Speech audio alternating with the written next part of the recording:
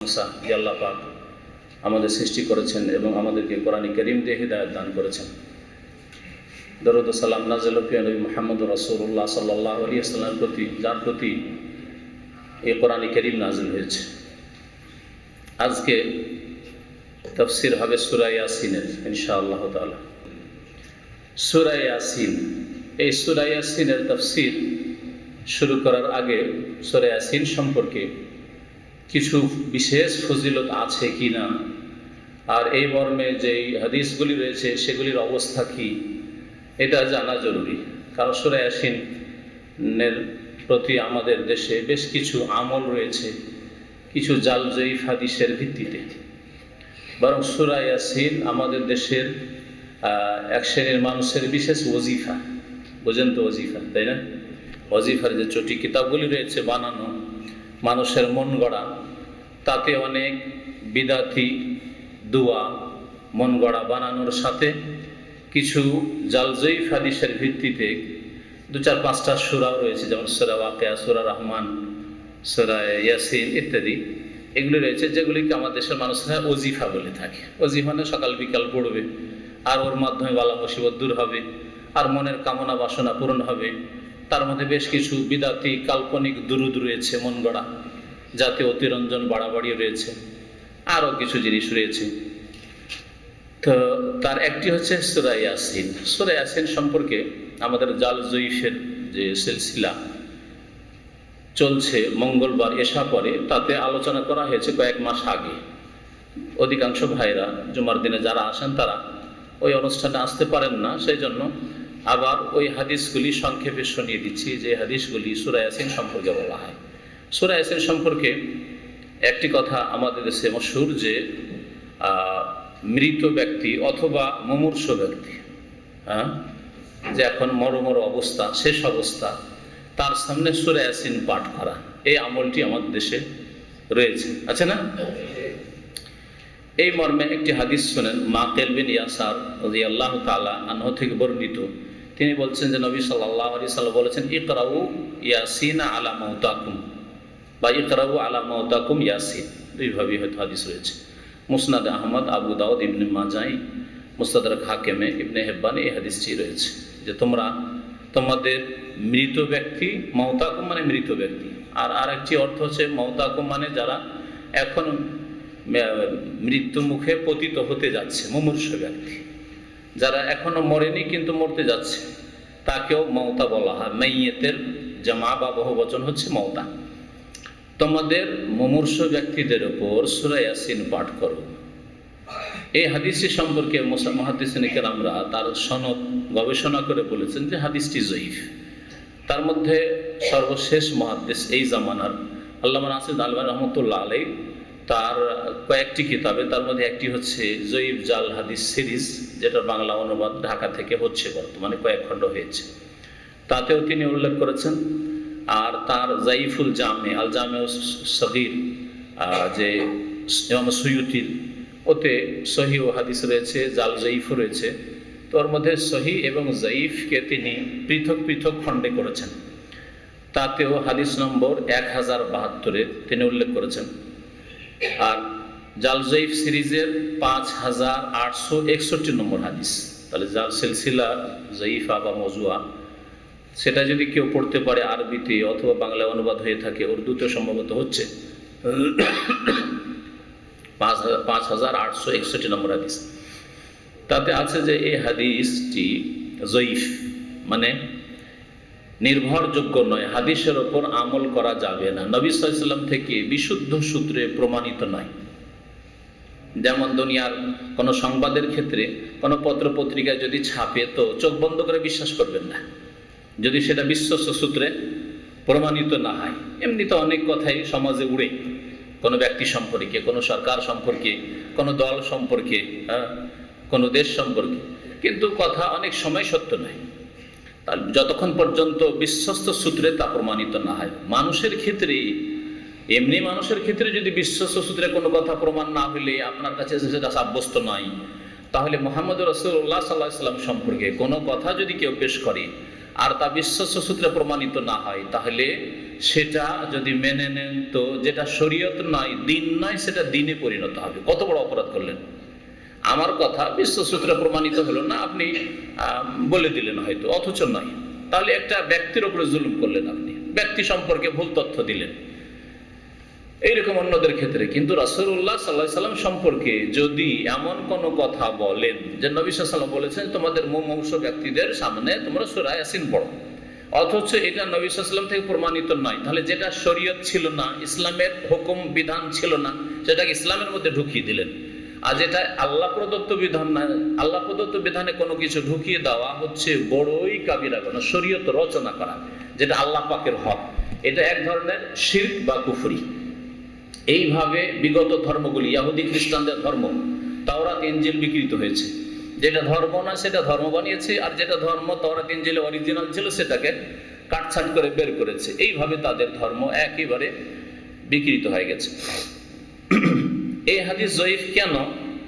সংক্ষেপে, এই হাদিসের একজন বর্ণনাকারী হচ্ছেন আবু উসমান। আবু উসমান মাকিল বিন ইয়াসার। আবু উসমান তার বাবা থেকে, আর তার বাবা বর্ণনা করছেন মাকিল বিন ইয়াসার থেকে। এই ব্যক্তি সম্পর্কে ইমাম আলী ইবনুল মাদিনী, এটা আজকের যুগের কথা নয়, যে আলবানির কথা, 1400 বছর পর, 1200 বছর পর, 1300 বছর পরে কে বলছেন? এটা নবী সাল্লাল্লাহু আলাইহি ওয়াসাল্লামের 2500 বছর পরের কথা নয়, বরং আলী ইবনুল মাদিনী রহমতুল্লাহ আলাইহি, ইমাম বুখারী রহমতুল্লাহ আলাইহির শিক্ষক, ওস্তাদ, ইমাম বুখারী রহমতুল্লাহ আলাইহির শিক্ষক। তাহলে এটা হচ্ছে 2য় শতাব্দীর কথা। সেই জামানায় এ বর্ণনাকারী সম্পর্কে তিনি বলছেন যে এই লোকটি হচ্ছে মজহুল, মানে অজ্ঞাত পরিচয়, অজানা ব্যক্তি। অজানা ব্যক্তি যাকে জানেন না, ভালো লোক না মন্দ লোক, মিথ্যুক না সত্যবাদী, তার আমল ঠিক আছে না ঠিক নেই, সে ইসলাম সম্পর্কে ইখলাস আন্তরিকতা রাখে না, সে হয়তো বিদাতি, ইসলামের নামে বিধর্মিতা ঢোকাতে চায়, ইসলামকে ধ্বংস করতে চায়, বাতিল কথা ঢুকিয়ে, যার সম্পর্কে জানা নাই। এইরকমই তার বাবা তাবেঈর যুগের লোক, আর সে হচ্ছে তাবেঈর যুগের লোক। ওকাজা আবু হয়, এমনকি তার বাবাও অজ্ঞাত পরিচয় লোক। আবু উসমান, উসমানের বাপ কে? ব্যক্তি অজ্ঞাত পরিচয় হতে পারে, অথবা অনেক সময় ব্যক্তি হতে জানা উসমানের বাপ অমুক, যেমন মোহাম্মদের বাপ অমুক, মুস্তাকিম মোহাম্মদের বাপ, কিন্তু মুস্তাকিম লোকটাকে ওর গুণাবলী সম্পর্কে জানেন যে লোকটা ভালো না মন্দ। মাজহুল 2 রকম হতে পারে, মাজহুলুল আইন হতে পারে, মাজহুলুল হাল হতে পারে মুহাদ্দিসিনদের ভাষায়, যেগুলোতে আর লম্বা ঢোকার হয়তো সময় নেই। তাহলে এই হাদিসটি জয়ীফ, দুর্বল। দ্বিতীয় যে হাদিসটি পেশ করা হয় সূরা ইয়াসিনের ওজিফা সম্পর্কে, সেটা হচ্ছে লিকুল্লি শাইইন কালবুন ওয়া কালবুল কোরআনে ইয়াসিন। প্রত্যেক বস্তুর বা ব্যক্তির সৃষ্টির, প্রত্যেক সৃষ্টির হৃদয় থাকে, হাড় থাকে, কলব থাকে, আর কোরআনের কলব, কোরআনের হৃদয় হচ্ছে সূরা ইয়াসিন।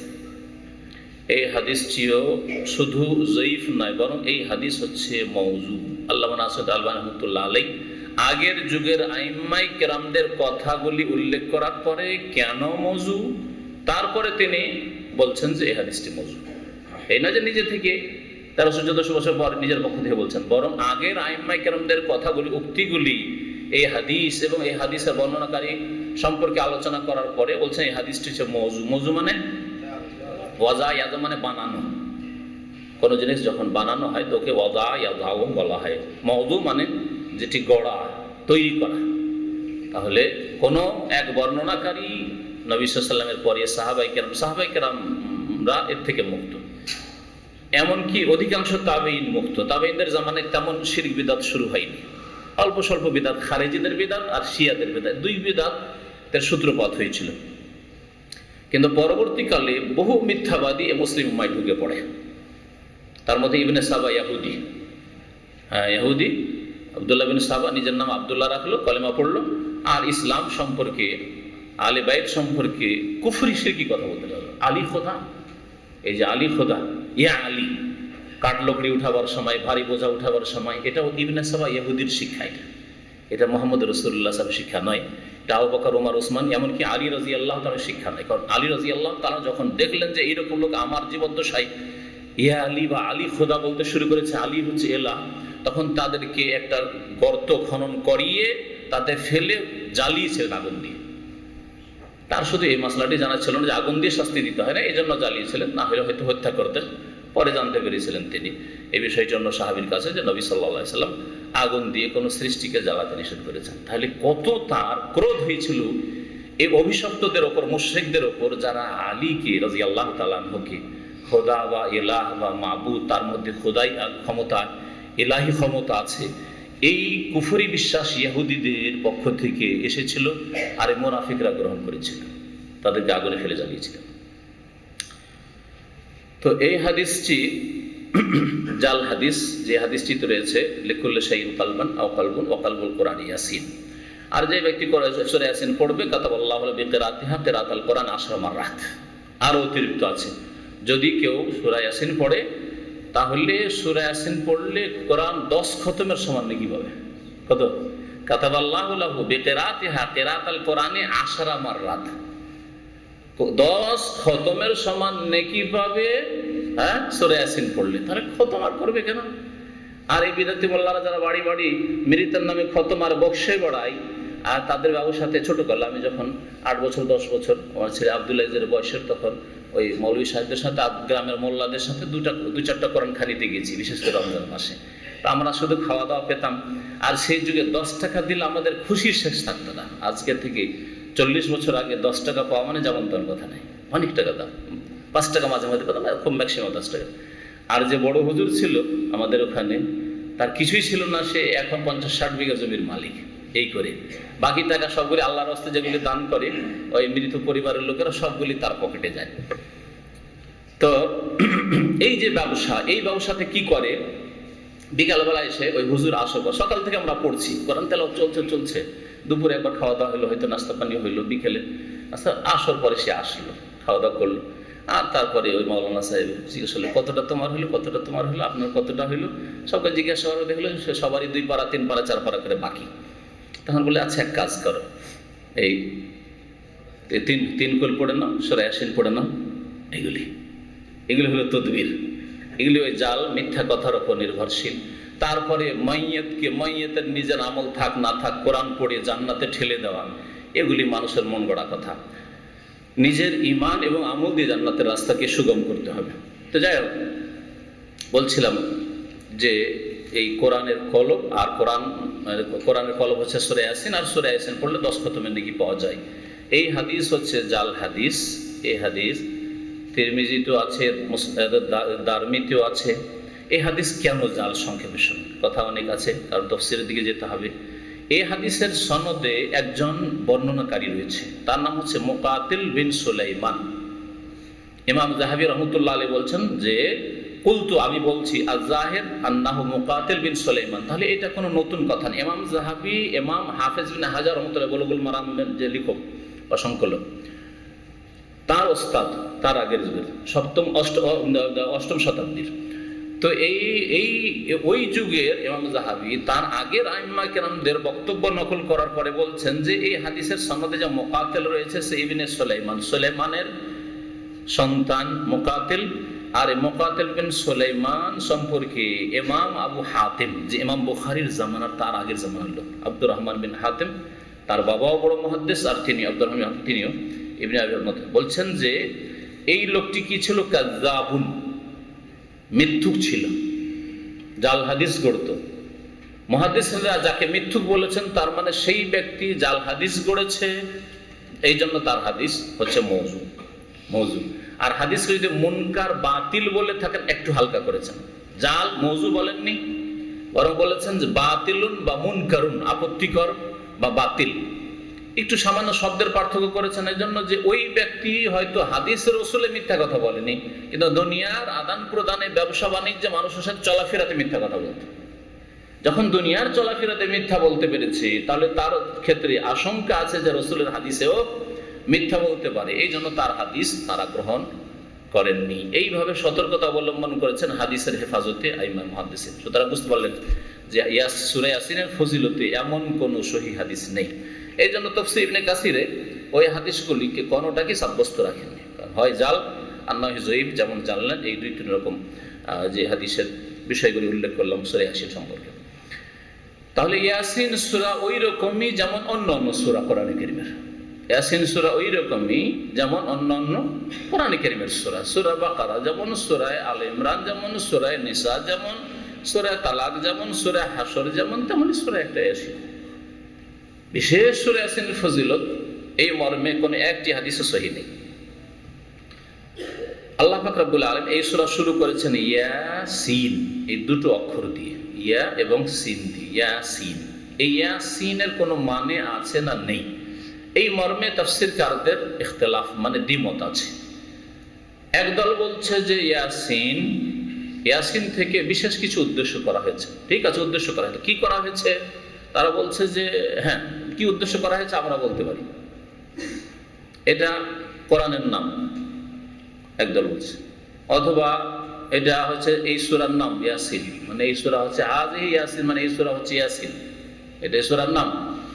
আর একদল বলছেন না না, এটা হচ্ছে মুহাম্মদ সাল্লাল্লাহু আলাইহি ওয়াসাল্লামের নাম। এটা শুনেছেন দেশে না, যে নবী সাল্লাল্লাহু আলাইহি ওয়াসাল্লামের একটি নাম হচ্ছে ইয়াসিন। আর বিদাতি ওয়াজিফার কিতাবগুলিতে আছে নবীর মেলাগুলির নামের মধ্যে ইয়াসিন একটা নাম আছে। মিথ্যা কথা, ভিত্তিহীন কথায় কোনো দলিল নেই। এইভাবে যারা বলেছে তাদের কথা কোনো দলিলের ভিত্তিতে নয়, কল্পনা জল্পনা মাত্র, যেটা কোরআনের নাম বা সূরার নাম বা নবীর নাম ইত্যাদি। আরেক দল বলছেন যে ইয়াসিন হচ্ছে হুরুফে মুকাত্তাত, মানে বিচ্ছিন্ন হরুফ, যেমন অন্যান্য বেশ কিছু সূরায় বিচ্ছিন্ন হরুফ আছে, যেমন সূরা বাকারায় আলিফ লাম মিম, হ্যাঁ, আলিফ লাম রা, অন্য সূরায় রয়েছে হা মিম, হ্যাঁ আছে না, হ্যাঁ, কাফ হা ইয়া আইন সাদ। আর কোন সূরাতে একটি শব্দ যেমন সদ, হ্যাঁ, তারপরে সূরা কাফ, কাফ আল কোরআনিল মাজিদ, কোনটাতে দুটি শব্দ, দুটি অক্ষর, যেমন ইয়াসিন দুটি অক্ষর। এইভাবে যে বিচ্ছিন্ন অক্ষরগুলি রয়েছে, এগুলির দ্বারা কাফেরদেরকে চ্যালেঞ্জ করা হয়েছে যে ইয়াসিন এই ধরনের অক্ষর দিয়ে কোরআনে কারীম আল্লাহ পাকের বাণী, আল্লাহ নাযিল করেছেন, তোমরা যদি এটাকে আল্লাহর বাণী হিসাবে না মানো, তাহলে এইরকম কিছু আয়াত বা সূরা নিয়ে এসো আর এই কোরআনের মোকাবেলা করো, এই চ্যালেঞ্জ গ্রহণ করো। যদি করতে পারো এইরকম অলঙ্কারপূর্ণ আর ভাবার্থপূর্ণ বাণী তৈরি করতে পারো, কথা তৈরি করতে, রচনা করতে পারো, তাহলে মানা যেতে পারে যে ঠিক আছে, এটা মুহাম্মদের রচিত, বা মুহাম্মদ সাল্লাল্লাহু আলাইহি ওয়াসাল্লামকে কেউ কোনো মানুষ শিখিয়েছে, তার কোনো ওস্তাদ আছে, জিন শয়তানি শিখিয়েছে, অথবা মানুষে কেউ শিখিয়েছে, এটা আল্লাহর বাণী, কালামুল্লাহ নয় যে লাউহুল মাহফুজ থেকে নাযিল হয়েছে, তাহলে তোমাদের কথা চলবে। এই চ্যালেঞ্জ আল্লাহ পাক কোরআনের কয়েকটি আয়াতে করেছেন, কয়েকটি আয়াত আল্লাহ পাক চ্যালেঞ্জ করেছেন, কোরআন নিয়ে এসো এরকম, না হলে সূরা নিয়ে এসো, না হলে আয়াত নিয়ে এসো, তিনভাবে আল্লাহ পাক রব্বুল আলামিন চ্যালেঞ্জ করেছেন। এর মোকাবেলায় কাফেররা সবাই নীরব থেকেছে, বড় অনেক সময় স্বীকার করেছে যে এটা আমাদের পক্ষে সম্ভব নাই। যখন সম্ভব নাই, তাহলে এটা কালামুল্লাহ, আল্লাহ পাকের বাণী, আল্লাহ পাকের বাণী, তখন তোমরা মেনে নাও, এর প্রতি ঈমান নিয়ে এসো, এবং যার প্রতি নাযিল হয়েছে আল্লাহ বলছেন তার প্রতি ঈমান নিয়ে এসো, আর যে আল্লাহ পাক নাযিল করেছেন তার প্রতি ঈমান নিয়ে এসো, তাহলে মুসলিম। যেই ব্যক্তি আল্লাহ পাক যিনি নাযিল করেছেন কোরআন, তার প্রতি ঈমান নিয়ে আসলো, যার প্রতি নাযিল হয়েছে রাসূলের প্রতি নাযিল হয়েছে তার প্রতি ঈমান নিয়ে আসলো, যেই বিষয়টি নাযিল হয়েছে যাতে তাতে যা কিছু রয়েছে তার প্রতি ঈমান নিয়ে আসলো, সেই ব্যক্তি তো মুসলিম।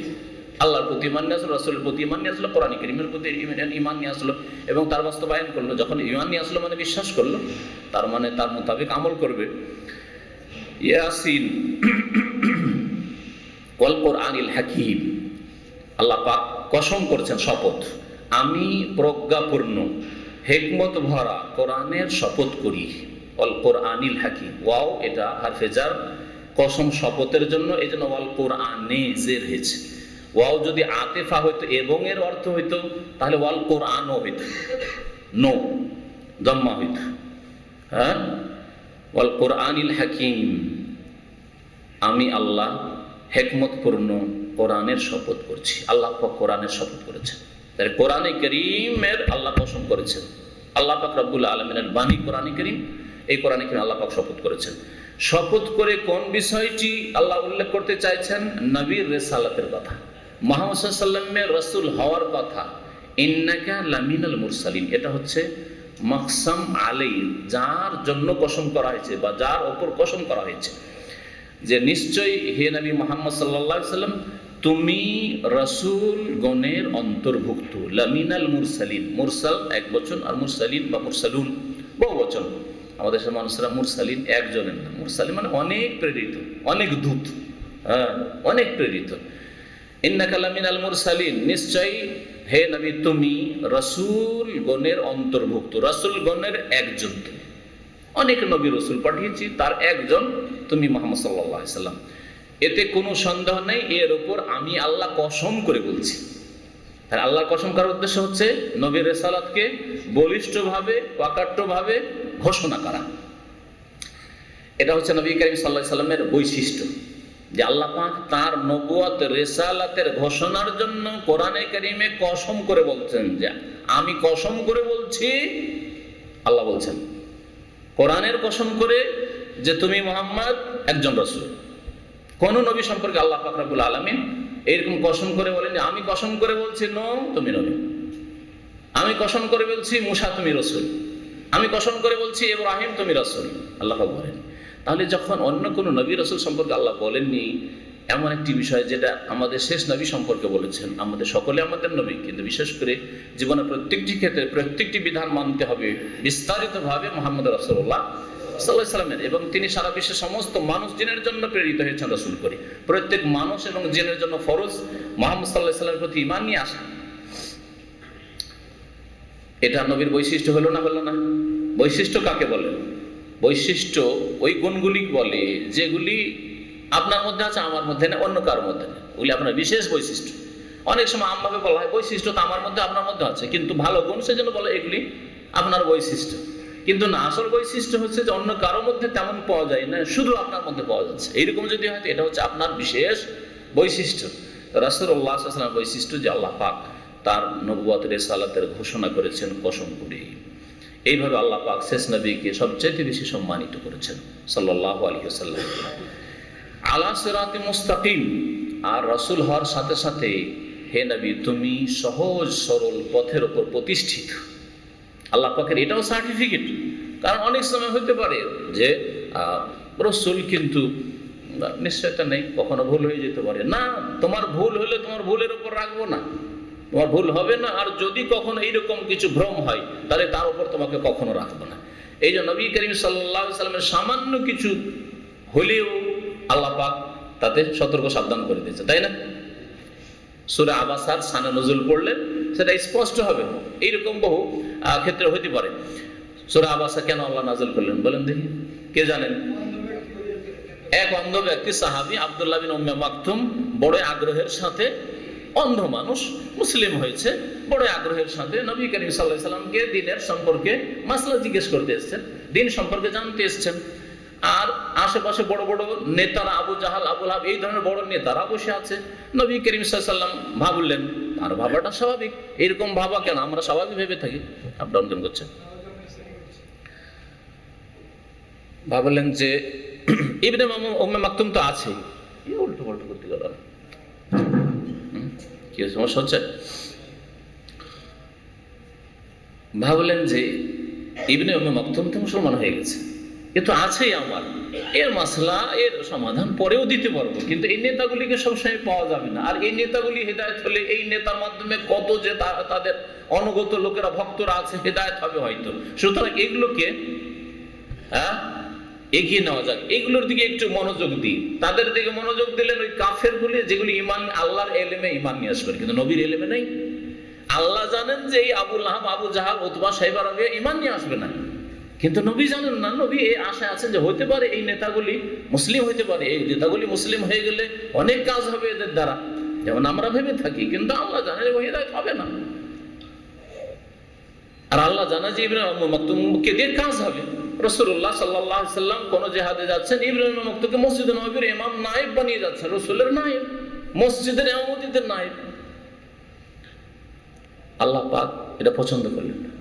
যে আগ্রহের সাথে এসছে ওকে শিখাও, ছাড়ো এইগুলোকে। যারা পালাতে চায়, যারা শুনতে চায় না, যারা কুফের অবস্থায় থাকতে চায়, আবাসা ওয়া তাওয়াল্লা। আল্লাহ পাক একভাবে নরম ভাষায় নবীকে সতর্ক করে দিলেন, সাবধান করে দিলেন। আবাসা ওয়া তাওয়াল্লা আন জাআহুল আমা, তাফসীর পড়ে দিলেন। তো আল্লাহ পাক যেন সার্টিফিকেট দিচ্ছেন রাসূলুল্লাহ সাল্লাল্লাহু আলাইহি ওয়াসাল্লামকে, আলা সিরাতি মুস্তাকিম, হে নবী তুমি সঠিক পথের উপর প্রতিষ্ঠিত আছো এবং থাকবেও। তানজিল আল আজিজির রাহিম। আর এই কোরআন মানব রচিত নয়, মানুষের তৈরি করা না, তোমার তৈরি করা না, অন্য কারো তৈরি করা। তানজিল আল আজিজ আর রাহিম, আজিজ মানে মহাপরাক্রান্ত, আর রাহিম মানে দয়াবান, অতি দয়ালু।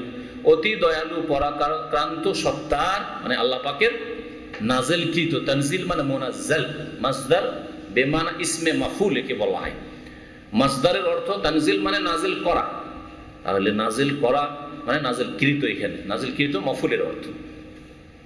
কি জন্য আল্লাহ পাক নাজিল করেছেন? লিতুনজিরা কওমান মা উনজিরা আবাউহুম ফাহুম গাফিলুন, যাতে করে হে নবী তুমি সতর্ক করো এমন এক জাতি, কওমান এমন এক জাতিকে, মা উনজিরা আবাউহুম যাদের পিতৃপুরুষদেরকে, পূর্বপুরুষদেরকে সতর্ক সাবধান করা হয়নি, তাদের মাঝে কোনো নবী রাসূল দীর্ঘদিন আসেনি।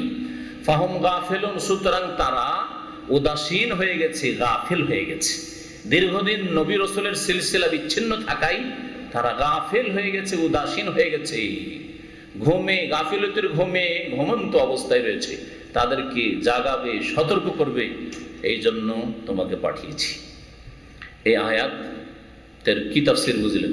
যে নবী সাল্লাল্লাহু আলাইহি ওয়াসাল্লামকে আল্লাহ বলছেন যাতে তুমি সতর্ক করো এমন এক জাতিকে যাদের পূর্বপুরুষদের মাঝে কোনো মাউনজেরা আবাহুম, তাদের পূর্বপুরুষদেরকে সতর্ক করা হয়নি, মানে তাদের মাঝে কোনো নবী রাসূল আসেননি। কোন জাতির কথা বলা হয়েছে?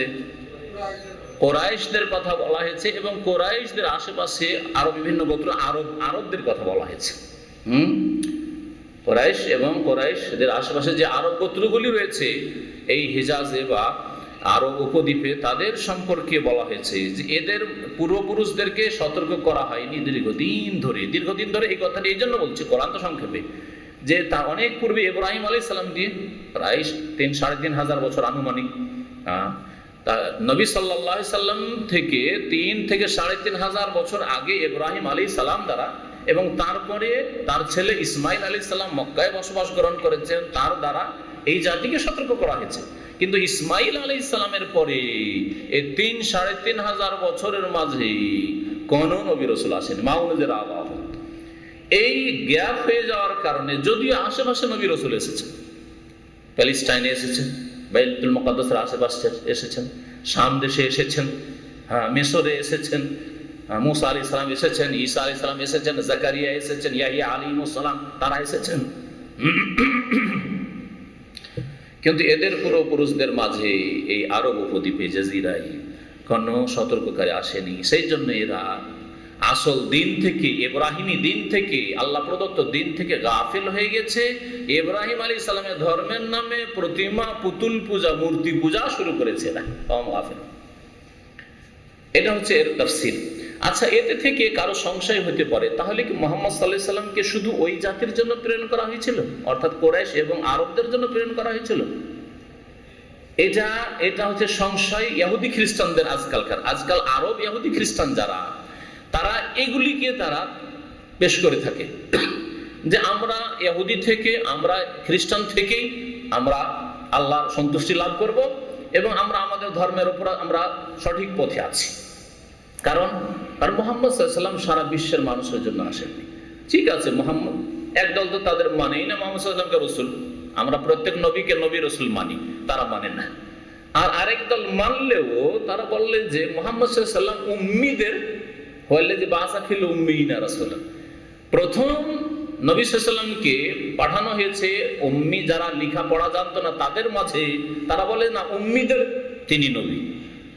আরব যারা নিরক্ষর অধিকাংশ ছিল তাদের নবী তিনি, আমাদের নবী না। তিনি প্যালেস্টাইনের লোকের নবী না, ইসরায়েল গোত্রের লোকদের, বনি ইসরায়েলদের জন্য নবী না। আমরা মুসাকে মানবো, আমরা ঈসাকে মানবো, যদিও তারা মুসা ঈসা আলাইহিস সালামকে মানে না, দাবি মাত্র। যেমন মক্কার মুশরিকরা ইব্রাহিম আলাইহিস সালামের ধর্মের দাবিদার ছিল, অথচ ইব্রাহিম আলাইহিস সালামের ধর্মে প্রতিমা পুতুল পূজা ছিল না।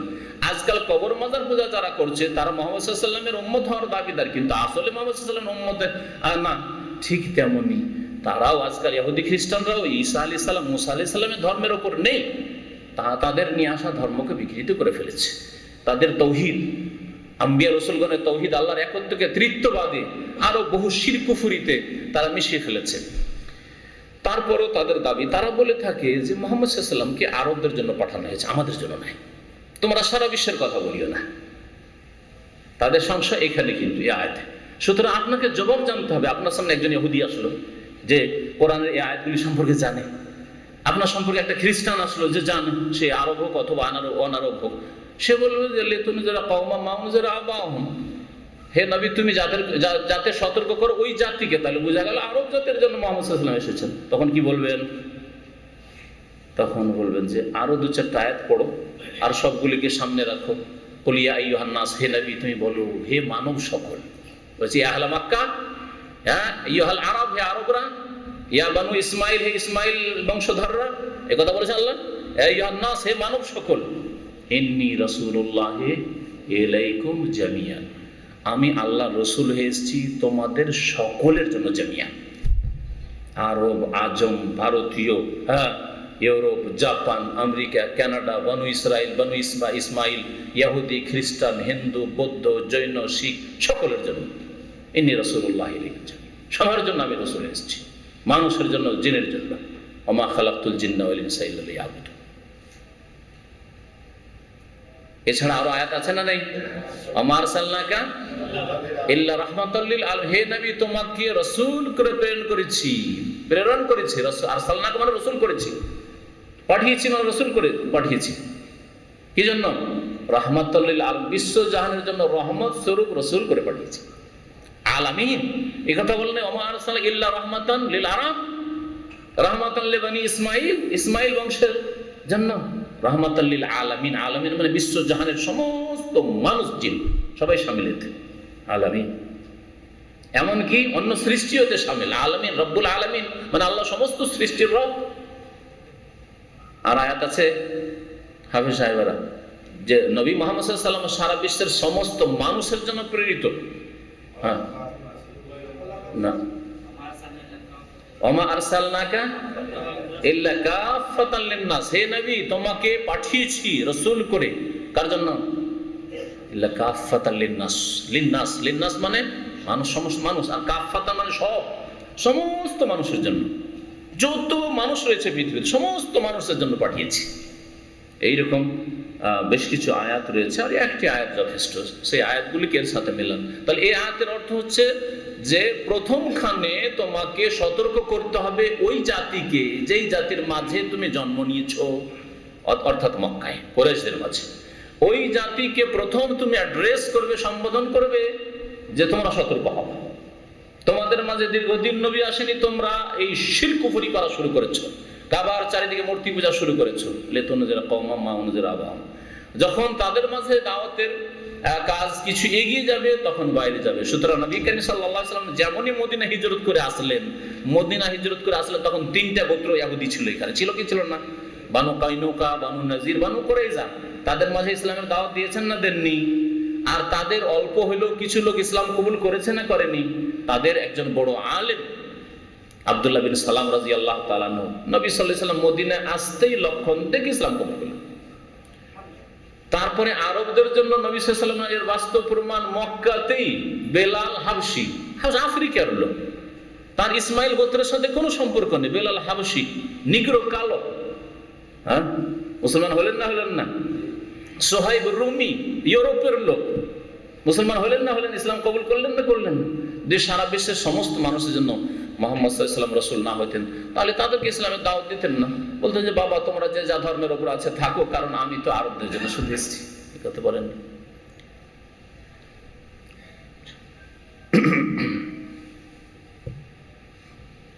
লাকাদ হাক্কাল কাউলু আলা আকসারিহিম, নিশ্চয়ই তাদের অধিকাংশের ওপর আল্লাহ পাকের বাণীর বাস্তবায়ন হয়েছে। হাক্কা মানে বাস্তবায়ন হওয়া, হক মানে সাবেত হওয়া। কোনো জিনিস হক যেহেতু সাবেত প্রকট হয়ে থাকে, সাব্যস্ত, সেজন্য হককে হক বলা হয়। হাক্কা ইয়াহিক্কু ওয়া ইয়াহিক্কাল কাউলু আলাল কাফিরিন লিয়াহিক্কাল হাক্কা ওয়া ইবতিলাল বাতিল, এই শব্দটি কোরআনে কারীমে বহুবার ব্যবহার হয়েছে। লাকাদ হাক্কাল কাউলু, কাউলু মানে কাউলুল্লাহ, আল্লাহ পাকের বাণীর বাস্তবায়ন হয়েছে আলা আকসারিহিম, তাদের অধিকাংশের ওপর, তাদের সিংহভাগ লোকের ওপর। ফাহুম লা ইউমিনুন, সুতরাং তারা ঈমান নিয়ে আসবে না। আল্লাহ পাকের বাণীর বাস্তবায়ন হয়েছে মানে যে আল্লাহ পাক বলেছেন যে ওয়ালাকিন হাক্কাল কাউলু মিন্নি, আমার কথা সত্য, আমার কথার বাস্তবায়ন হবেই হবে, যে লা আমলা আন্না জাহান্নামা মিনাল জিন্নাতি ওয়ান নাসি আজমাইন, আমি জাহান্নামকে ভরপুর করব জিন দিয়ে এবং ইনসান দিয়ে, মানুষ দিয়ে। এই যে আল্লাহ পাকের কথা, এর বাস্তবায়ন হয়েছে, বাস্তবায়ন হতে যাচ্ছে, আর হচ্ছে, হয়েছে, হবে যুগে যুগে। সেই জন্য তাদের অধিকাংশ লোক ঈমান নিয়ে আসবে না, অর্থাৎ মক্কার অধিকাংশ লোক ঈমান নিয়ে আসে না। হে মুহাম্মদ সাল্লাল্লাহু আলাইহি ওয়াসাল্লাম, তুমি মেহনত চালাচ্ছ, তারপরে ঈমান নিয়ে আসছে না। তাই ফের অধিকাংশ লোক ঈমান নিয়ে আসলো না। কিন্তু শেষ পর্যায়ে যখন দেখলো নিরুপায়, আর উপায় নেই, হ্যাঁ, মক্কা বিজয়ের পরে তখন ইয়াদখুলুনা ফি দীনিল্লাহি আফওয়াজা, দলে দলে ইসলামে প্রবেশ করলো। প্রথম দিকে 13 বছরে মাত্র কয়েকজন ইসলাম গ্রহণ করলেন, অধিকাংশই তাদের ইসলাম নিয়ে আসলো না। আবু জাহাল, আবু লাহাব, উতবা, শাইবা, রাবিয়া, ওয়ালিদ বিন মুগীরা, বহু বড় বড় বড় বড় বড় নেতাগুলি ঈমান নিয়ে আসলো না।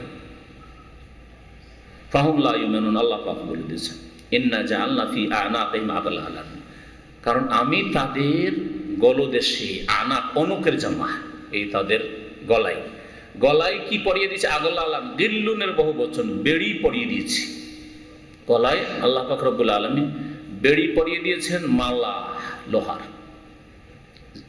ফাহুম ফাহিয়া ইলাল আযকান, আর এই বেড়ি তাদের থুতনি পর্যন্ত পৌঁছে গেছে। যদি আপনার শিকল থাকে, শিকলের বেড়ি, আর শিকলের বেড়ি গলায় যদি এভাবে লাগানো হয়, এভাবে ধরে, কি হয় মানুষ? হ্যাঁ, মাথাটা উপর দিকে চলে যায়, এরকম করে না? আর যদি এখানে বাঁধা থাকে, হাত দুটো বাঁধা হয়। তো আল্লাহ পাক বলছেন আমি এইরকম করে দিয়েছি এই কাফের গুলোকে। আসলে হ্যাঁ, ইন্না জাআলনা ফি আনাকিহিম আগলালান, তাদের অনকে, তাদের গর্দনে আমি লাগিয়ে দিয়েছি বেড়ি, বেড়ি পরিয়ে দিয়েছি গর্দনে, এবং তার সাথে সাথে হাতেও। এখানে হাতের কথা আল্লাহ উল্লেখ করে। অন্য আরেকটি আয়াত আছে যে তাদের গর্দন, ইযিল আগলাল ফি আনাকিহিম, আরেকটি আয়াত রয়েছে যেখানে ইয়াদের কথা, দুই হাতের কথা রয়েছে। তো হাত এবং গর্দনে এমন বেড়ি পরিয়ে দেওয়া হয়েছে, যার ফলে ফাহিয়া ইলাল আযকান, সেই বেড়ি তাদের থুতনি পর্যন্ত এইখানে পৌঁছে গেছে। পৌঁছে যাওয়ায় মাথাটা এরকম উপরের দিকে উঠিয়ে আছে। ফাহুম মুকমাহুন, মুকমাহুন মানে মাথা উপর দিকে উঠিয়ে রাখা, রাফিঈনা রুউসাহুম, সুতরাং তাদের মাথাটা ওই উপর দিকে উঠিয়ে রয়েছে। এইরকম যদি উঠিয়ে রাখে তো নিচের দিক দেখছেন না, পায়ের কাছে কি আছে, কাছে এই ডানে বামে কি আছে, মাথা নড়াতে পারছে না। এইরকম যেমন বাস্তবে কোন এক ব্যক্তির গলায় যদি বেড়ি পরিয়ে রাখা হয় তাহলে এরকম হয়, ঠিক তেমনই কাফেরদের অবস্থা। কাফের এমন অনীহা তাদের অন্তরে আল্লাহ পাকের দ্বীন, রাসূলের কথার উপর ঘৃণা, যে তাদের যেন বেড়ি পরিয়ে দেওয়া হয়েছে গলায় ওইভাবে। সুতরাং মাথা উপর দিকে উঠিয়ে আছে, হক কথা শোনেও না, বুঝেও না, দেখেও না। এ কথা আল্লাহ পাক বলতে চেয়েছেন। ওয়াজআলনা মিন বাইনা আইদিহিম সাদ্দান ওয়া মিন খালফিহিম সাদ্দান ফাগশায়নাহুম ফাহুম লা ইবসিরুন। আল্লাহ পাক বলছেন, আর আমি তাদের সামনেও আড় তৈরি করে, সাদ্দুন মানে হচ্ছে বাঁধ, বাঁধ, বাঁধ আপনারা দেখেছেন, নদীর বাঁধ, নদীর পানি এসে গ্রাম শহরকে যেন ডুবিয়ে না দেয়, যেন বাঁধ বাঁধা থাকে, আছে না? নাই বাঁধ দেখেছেন, বাঁধ। তো সাদ্দুন মানে হচ্ছে বাঁধ বা আড়, পর্দা, যে কিছু বলতে পারেন। ওয়াজআলনা মিন বাইনি আইদিহিম সাদ্দান, তাদের সামনে আমি বাঁধ বা আড় তৈরি, প্রাচীর তৈরি করে দিয়েছি, প্রাচীর বলতে পারেন। ওয়া মিন খালফিহিম সাদ্দান, আর তাদের পিছনে আমি বাঁধ বা প্রাচীর তৈরি করে, সামনেও প্রাচীর আর পিছনেও প্রাচীর কোনো মানুষের যদি থাকে। আর ফাগশায়নাহুম, তারপরে তাদেরকে আমি ঢেকে দিয়েছি, মানে তাদেরকে অন্ধ করে দিয়েছি, চোখের উপর পর্দা ফেলে দিয়েছি। ওয়ালা আবসারিহিম গিশাওয়া, যেমন অন্য আয়াতে আল্লাহ বলেছেন তাদের চোখের উপর গিশাওয়া, পর্দা রয়েছে, আবরণ রয়েছে। তো এই গিশাওয়া থেকে ফাগশায়নাহুম, তাদেরকে আমি ঢেকে দিয়েছি, মানে তাদের চোখের ওপর পর্দা টেনে দিয়েছি। ফাহুম লা ইবসিরুন, সুতরাং তারা দেখে না, তারা দেখে না। আয়াতের তরজমা বা সংক্ষিপ্ত তাফসীর তো বুঝলেন, কিন্তু আরেকটু অতিরিক্ত বুঝেন। সেটা হচ্ছে যে আল্লাহ পাক বলছে তাদের সামনেও প্রাচীর আর পিছনেও প্রাচীর। সামনে কিসের প্রাচীর আর পিছনে কিসের প্রাচীর? সামনে প্রাচীর হচ্ছে দুনিয়ার সাজসজ্জা, অলংকার, দুনিয়ার লোভ লালসা। মানুষের সামনে দুনিয়ার কিন্তু অনেক বড় বড় টার্গেট আছে, আমি এই হব, সেই হব, যারা নেতৃত্বের ময়দানে, রাজনীতির ময়দানে আছে, বড় বড় নেতা হব। এর জন্য হালাল হারাম, ধর্ম কর্ম, আল্লাহ পরকাল কিচ্ছু নেই অধিকাংশ লোকের। এটা হচ্ছে সামনের হক সত্যকে পেতে বড় প্রাচীর বাধা। যারা ওই রকমই বড় ধনাঢ্য হইতে চায়, বড় পুঁজিপতি, পয়সাওয়ালা হতে চায়, গরিবের ছেলে ছিলাম এখন বড় লোক হব, পয়সা ইনকাম করতে গিয়ে হালাল হারাম, জায়েজ না জায়েজ, আল্লাহ পরকাল, হিসাব জবাবদেহি, জান্নাত জাহান্নাম, এসব কোনো চিন্তা নেই। আড় তৈরি আছে, দুনিয়ার জিনতের আড় সামনে তৈরি আছে। পেছন দিকে আছে আখিরাত, এখন আখিরাত আসেনি। এই আখিরাত সম্পর্কে এমন গাফিল হয়েছে, দুনিয়ার পিছনে ছোটার কারণে আখিরাত সম্পর্কে এমন গাফিল হয়েছে, যেটাকে এখানে আল্লাহ এক প্রাচীর বলে আখ্যায়িত করেছেন। আখিরাতকে দেখতে, আখিরাত সম্পর্কে জানতে, আখিরাত সম্পর্কে একটু চিন্তা করতে কোনো সময় নেই। এসব চিন্তা করার জন্য বা এসব সম্পর্কে পড়াশোনার জন্য, সময় দেওয়ার জন্য কোনো সময় নেই তার কাছে। তো পেছন দিকেও ফিরে দেখে না যে কি হবে আমার না হবে, আর সামনে যা আছে এর দিকে এমন ছুটেছে যে হক পেতে সামনেও প্রাচীর তৈরি হয়ে গেছে, আর পিছন দিকেও প্রাচীর তৈরি হয়ে গেছে, যে আখিরাতের কথা ভেবেও দেখে না। আল্লাহ পাক তারপরে বলছেন ওয়াসাওয়াউন আলাইহিম, সুতরাং তাদের জন্য সমান। সাওয়ান মানে সমান, বরাবর, তাদের জন্য সমান।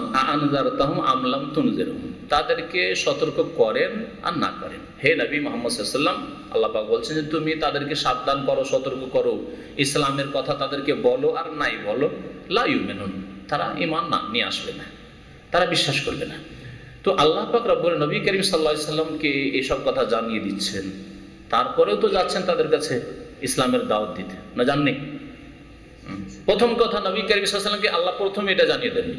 যেমনই মক্কায় নবী হলেন, নবী হে আবু জাহাল, আবু লাহাব, বড় বড় নেতাদের কাছে তায়েফে গেলেন তিনি, তখন পর্যন্ত তাকে বলা হয়নি যে এরা ঈমান নিয়ে আসবে না। সুতরাং নবী সাল্লাল্লাহু আলাইহি ওয়াসাল্লামের যে মিশন, মেহনত করতে, আর মেহনত তিনি করছেন, এক নম্বর কথা। পরবর্তীতে জানানো হয়েছে যে যাদের পিছনে এত মেহনত করলে, তাই বলার পিছনে মেহনত করলে, এই আবু জাহাল আবু লাহাবের পিছনে মেহনত করলে, আত্মীয় স্বজনদের পিছনে মেহনত করলে, এই বড় নেতারা ঈমান নিয়ে আসবে না, ঈমান নিয়ে আসবে না, পরে জানানো হইল। দুই নম্বর কথা হচ্ছে যে নবী সাল্লাল্লাহু আলাইহি ওয়াসাল্লামকে নির্দিষ্ট করে জানানো হয়নি যে কে কে ঈমান নিয়ে আসবে না। আবু জাহাল ঈমান আনবে কি আনবে না, হ্যাঁ ওতবা ঈমান নিয়ে আসবে, সাইবা ঈমান নিয়ে আসবে কি আসবে না, ওয়ালিদ বিন মুগীরা ঈমান নিয়ে আসবে কি আসবে না, হ্যাঁ এই কথা জানা হয়নি। কিন্তু বলা হয়েছে তোমার গোত্রের অধিকাংশ বড় বড় নেতারা ঈমান নিয়ে আসবে না। বড় নেতাদের মধ্যে, সম্ভ্রান্তদের মধ্যে অল্প কিছু লোক ঈমান নিয়ে এসেছেন। আবু বকর রাদিয়াল্লাহু ঈমান নিয়ে এসেছেন, সাদ বিন আবি ওয়াক্কাস ঈমান নিয়ে এসেছেন, আব্দুর রহমান বিন আউফ ঈমান নিয়ে এসেছেন, উমর রাদিয়াল্লাহু তাআলা ঈমান নিয়ে এসেছেন। এরা সম্ভ্রান্ত ঘরের এবং নেতৃস্থানীয় ব্যক্তি ছিলেন সমাজের, কিন্তু তাদের সংখ্যা অল্প। অধিকাংশ গরিব, দরিদ্র, অভাবী, গোলাম, কৃতদাস, তারা ঈমান নিয়ে এসেছে, তারা সাথ দিয়েছে ইসলামের। এবং যে কোনো হকের দাওয়াত যখন আপনি শুরু করবেন, মনে রাখবেন প্রথম আপনার গ্রামে, আপনার শহরে, আপনার দেশে দুর্বল, অসহায়, দুর্গত, গরিব, হ্যাঁ অশিক্ষিত মানুষরা, তারা আপনার ডাকে সাড়া দেবে। যারা শিক্ষার উচ্চ স্থানে পৌঁছে আছে প্রথম দিকে হয়তো সাড়া দেবে না, যারা নেতৃত্বের উচ্চ স্থানে পৌঁছে আছে তারা আপনার ডাকে সাড়া দেবে না, যারা সমাজের নেতৃত্ব দিচ্ছে অথবা রাজনৈতিক নেতৃত্ব করছে, বিভিন্ন রকমের বড় বড় পয়সাওয়ালা, প্রভাবশালী, তারা প্রথম সাথ দেবে না।